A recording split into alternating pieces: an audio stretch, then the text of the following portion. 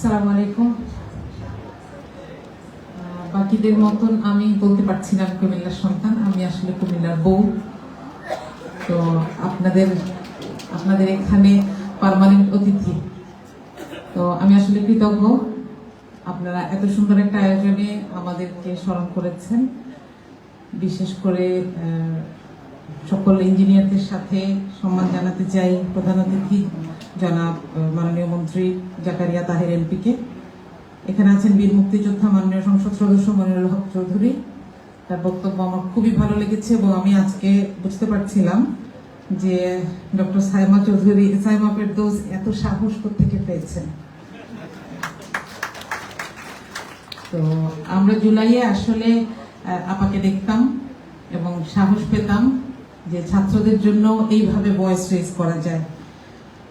আছেন প্রকৌশলী Riazul Islam Riju, president IB, chairman Raju, এছাড়া ভাইস প্রেসিডেন্ট বৃন্দ এবং সভাপতি সহ ঢাকা সেন্টারের চেয়ারম্যান আছেন, ঢাকা কেন্দ্রের সেক্রেটারি আছেন, কম্পিউটার ইঞ্জিনিয়ারিং ডিভিশনের সেক্রেটারি আছেন, যার অজুহাতে এবং সৌজন্যে আমি আজকে আপনাদের এখানে বউ হয়ে আসতে পেরেছি।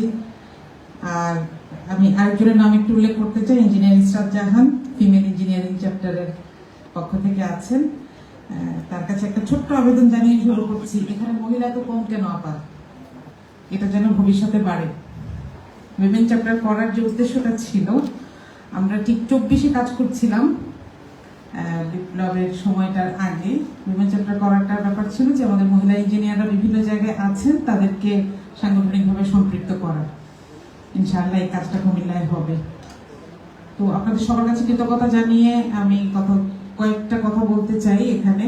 প্রথম কথা হচ্ছে, জুলাইয়ের কথা বলছিলাম যে আমাদের ইঞ্জিনিয়ারদের কাঁধে কিন্তু একটা বড় দায়িত্ব। আমাদেরকে সবাই দুর্নীতির দায় বলা দেয়, কিন্তু আমাদের কাজগুলো কেউ দেখে না, তাই না? এই যে দিনের পর দিন ট্যাপ ছাড়লে পানি আসে, কেউ আমাদের কথা মনে করে না। দিনের পর দিন সুইচ দিলে কারেন্ট আসে, ফ্যান চলে, কিন্তু ফ্যানটা ঠিক কারেন্টটা চলে গেলে আমরা একটা বকা খাই, তাই না? তাহলে আমাদের কাজগুলা কেউ মনে রাখবে না, এটাই স্বাভাবিক, কিন্তু আমাদের ফেলিওর গুলা কিন্তু মনে থাকে। এই জন্য জুলাই আমাদেরকে যেটা শিখিয়েছে, আমাদের দেশে একটা নতুন সরকার এসেছে, সেই সরকারকে আমরা সর্বতভাবে সহযোগিতা করব ঠিকই, এবং সাথে সাথে এটাও মনে রাখবো আমাদের যার যার অবস্থান থেকে যেন আর কোনোদিন আমাদের কাজের কারণে কোনো ফেসিস্ট আমাদের উপর চেপে বসতে না পারে, যেন আর কোনোদিন এমন কোনো ফেসিস্ট আমাদের উপর চেপে বসতে না পারে যিনি নিজে পালিয়ে যাওয়ার সময় জাতীয় মসজিদের খতিব থেকে শুরু করে সবাইকে নিয়ে পালিয়ে যেতে হয়। এরকম জায়গায় আমরা আর কখনো যেতে চাই না, এটা আমাদের মাথায় থাকা উচিত। আর দ্বিতীয় কথা হচ্ছে, ইঞ্জিনিয়ার আমি পাশ করেছি 2009 বুয়েট থেকে, আমি সিভিল ইঞ্জিনিয়ার। তো তখন থেকে আমাদের স্যাররা যে কথাটা আমাদেরকে বারবার বলেছেন সেটা হচ্ছে যে একজন ডাক্তারের ভুলে একজন মারা যায়, কিন্তু ইঞ্জিনিয়ারের ভুলে অনেক মানুষ মারা যায়। আমরা যখন পড়ি তখন রানা প্লাজার ঘটনাটা ঘটে, আমি যখন মাস্টার্স করছি, তারপরে র্যাঙ্কস বিল্ডিং এর ঘটনাটা ঘটে, ইঞ্জিনিয়ারিং ফেলিওর, তাই না? এবং এগুলোর কারণে মৃত্যুর সংখ্যা কিন্তু গোনা যায় না। এই জায়গাটা যদি মাথায় রাখি, আমাদের সততা আমাদের সাথে সাথে কবরে যাবে।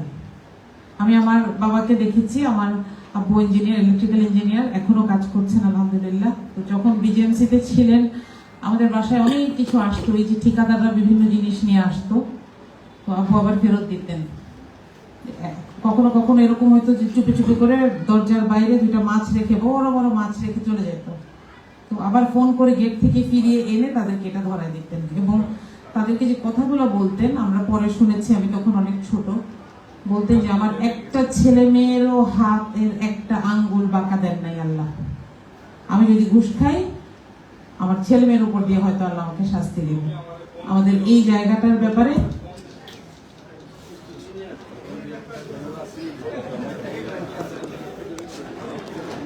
বিদ্যুৎ দিবে কই?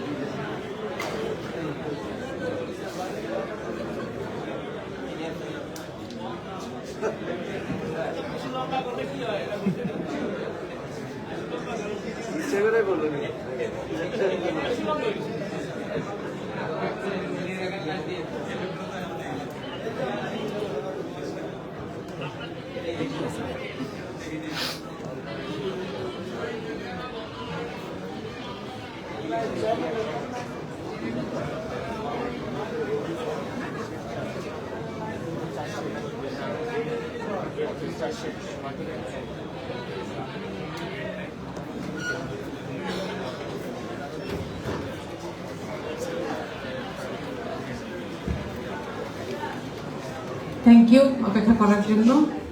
তো সততার কথা বলছিলাম, এবার মাননীয় গণপূর্ত মন্ত্রণালয়ের মন্ত্রী এখানে আছেন, আমি কয়েকটা এবং রাজুকের চেয়ারম্যান এখানে আছেন, আমি কয়েকটা বিষয় একটু আপনাদের পক্ষ থেকে অনুরোধ করতে চাই। দেখেন, আমাদেরকে সবসময় বলা হয় যে আমরা কাজ করি না বা আমরা কাজ করতে পারি না, কিন্তু আমাদেরকে কাজ করার সুযোগও কিন্তু দেয়া হয় না। আমি তিনটা বিষয়ে একটু মাননীয় মন্ত্রীর দৃষ্টি আকর্ষণ করতে চাই। প্রথমটা হচ্ছে যে আমাদের দেশে যে বিল্ডিং পাস করানো হয়, বিল্ডিং করার আগে এইটার কেবলমাত্র আর্কিটেকচারাল প্ল্যানটা পাস করা হয়, কোথায় কোন রুম হবে, কিন্তু ইঞ্জিনিয়ারিং প্ল্যানটা পাস করানো হয় না। এবং এটার কারণে যে ফল্টি বিল্ডিং গুলো হচ্ছে, এবং এটার কারণে আমাদের সিভিল ইঞ্জিনিয়ারদেরকে এখন শুনতে হয় যে আমার বাড়ি তো রাজমিস্ত্রি ডিজাইন করছে, আপনি তো টাকা চান কেন?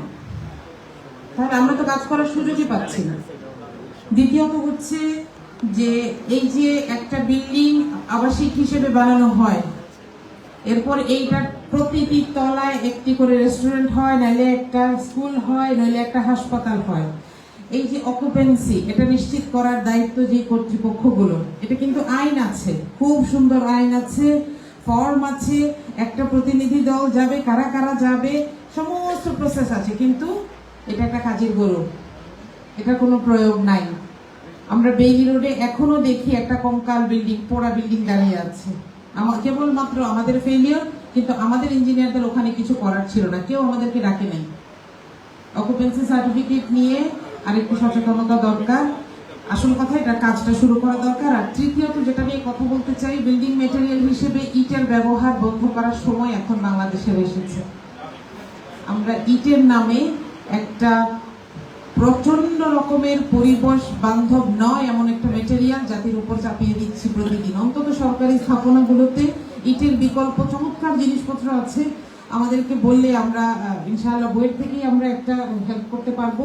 কিন্তু এখানে আমি মনে করি যে খুবই জরুরিভাবেই সরকারি সিদ্ধান্ত প্রয়োজন। এখানে আরেকটা বিষয় হচ্ছে, এটা শুধু পরিবেশ বান্ধব নয় সেটাই না, এই যে এক একটা রাঙ্গামাটিতে একটা স্কুল করার জন্য যেখান থেকে এই যে ম্যাটেরিয়াল গুলো নিয়ে যাওয়া হয়, একটা স্কুলে 3 গুণ 4 গুণ খরচ হয়ে যায় ট্রান্সপোর্টেশনে। লোকাল ম্যাটেরিয়াল দিয়ে করা হলে এটা হতো না। তো সেক্ষেত্রে আমি বলবো যে অন্তত সরকারি স্থাপনাগুলোতে আমরা নতুন করে আর ইটের ব্যবহার দেখতে চাই না। এবং আমাদের ইট ভাটাগুলো মাইলকে মাইল পরিবেশ ধ্বংস করে দিচ্ছে, আমাদের স্বাস্থ্যের জন্য ঝুঁকি এনে দিচ্ছে। এই জায়গাগুলো বন্ধ করার জন্য মাননীয় মন্ত্রী ব্যবস্থা করবেন। তো এই বলে আপনাদের ধৈর্যের জন্য আপনাদেরকে শুকরিয়া জানিয়ে শেষ করছি। আমাদের জন্য দোয়া করবেন। আসসালামু আলাইকুম। অসংখ্য ধন্যবাদ সম্মানিত বিশেষ অতিথি মহোদয়কে তার মূল্যবান বক্তব্য প্রদান